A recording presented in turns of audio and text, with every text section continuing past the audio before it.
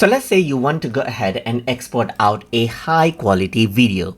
In that case, you need to first make sure that the source video itself is high quality. Once you do that, you can go ahead and choose any format as you wish. But if you want the file size to be low but still be high quality, you can go ahead and select S.265, which is supported in a range of editors. But the standard format, if you want to share with everyone, is actually S.264.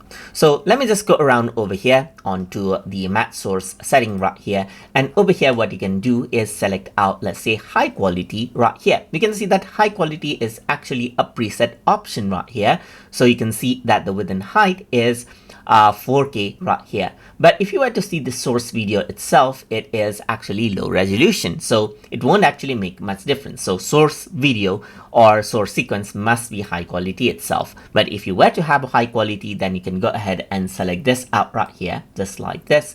And then what you can actually do right here is on VBR, you can see that it says 80 megabits per second. You can choose VBR to pass, so that what happens is that you can set a target bitrate, like let's say for example 80, which is the minimum, and you can give it a maximum go, let's say for example 200 right here. You don't really need much more than that for details as well. So you can go ahead and select it out. Then you can see that it'll use maximum possible range right here for a high quality video. Mind that the file size will be higher, but with S.264 or S.265, it is actually quite controlled. So once you go ahead and change that out and hit the play button, you can see that it simply encodes, and then you have a high quality video ready. So that is how you can go ahead and do a high quality export from Adobe Media Encoder.